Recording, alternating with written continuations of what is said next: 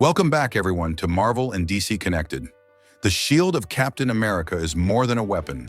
It's a mantle, a symbol, and a legacy passed between men who each redefine what it means to wear the stars and stripes.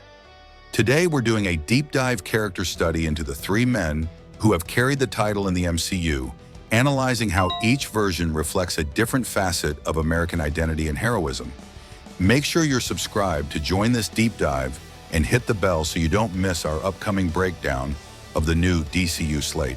Let's start with the foundation, Steve Rogers, the iconic ideal portrayed by Chris Evans. Steve Rogers didn't become a symbol, he was the symbol made flesh. His journey from the frail, defiant kid from Brooklyn in the first Avenger to the weary, time-traveling legend in Endgame is the bedrock of the MCU's moral compass.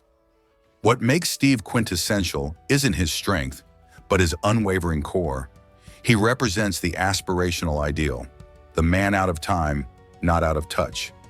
Steve's genius is that his 1940s morality never became antiquated, it became essential.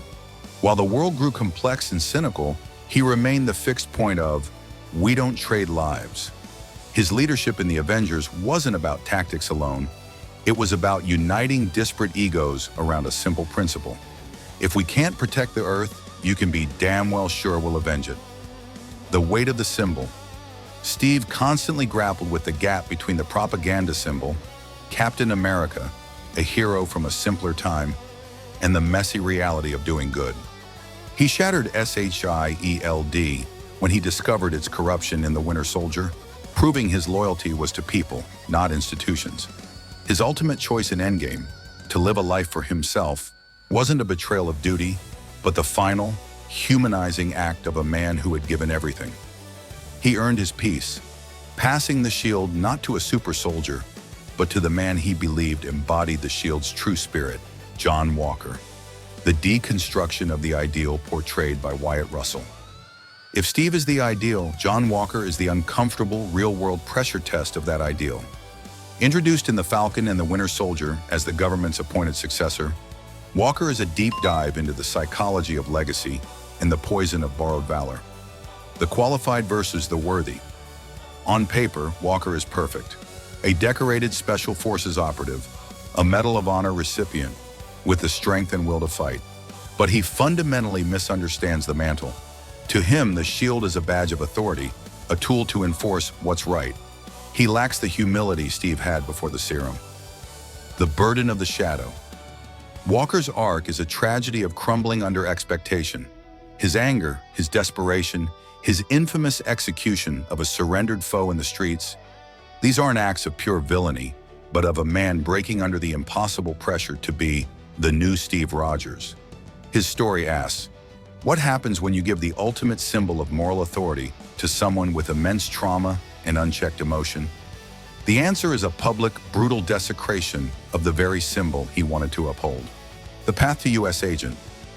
Walker's redemption isn't in reclaiming the Captain America title, but in finding a purpose that fits his complex nature. As U.S. Agent, he operates in the moral gray area, a tool for a messy world. He shows us that sometimes trying to fit into a pure legacy can destroy you, and your true strength lies in embracing your own fractured, functional identity. Sam Wilson. The evolution of the ideal, portrayed by Anthony Mackie. Sam Wilson's journey is the heart of the modern legacy. He didn't inherit a title. He reckoned with a legacy, debated it, and chose to redefine it on his own terms. His Captain America, which we see fully realized in the finale of The Falcon and the Winter Soldier and Captain America. Brave New World represents the evolutionary step. The reluctant symbol. Sam's first act was to give up the shield, understanding its weight, the complicated history it carries for a black man. His heroism was always rooted in community and counseling, as seen with veterans groups, not symbolism. When he finally takes the mantle, he does so with clear eyes. Heroism as empathy and action. Sam doesn't have super soldier strength. His power is his compassion and his voice. The climax of his series isn't just a physical battle with the Flag Smashers. It's his powerful speech to the GRC where he argues against recreating the borders and systems that cause the conflict. He moves the role from soldier to statesman, from enforcer to bridge builder, carrying the weight, telling the truth. As the first Black Captain America, Sam embodies the complex conversation about what American means. He carries the legacy of a symbol that hasn't always represented justice for everyone. He doesn't hide from this. He confronts it, making the symbol more inclusive, more honest, and ultimately more powerful. His Captain America isn't about a perfect past, but about building a better, more equitable future. Conclusion: a living legacy. The legacy of Captain America in the MCU is a dynamic, living conversation. Steve Rogers gave us the unmovable principle. John Walker showed us the dangerous cost of misunderstanding that principle. Sam Wilson is showing us how to adapt and evolve that principle for a more complex world. Together, they create one of the richest explorations of heroism in modern cinema, proving that a symbol's true power isn't in who created it, but in who carries it forward and how. But what do you think? Who best embodies the spirit of Captain America for you? Is it the pure ideal, the flawed deconstruction, or the evolved future? Let's discuss in the comments below. And for our DC fans, don't worry.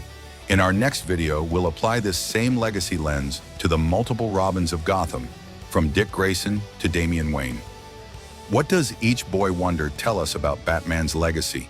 Smash that subscribe button so you don't miss it. Thanks for watching.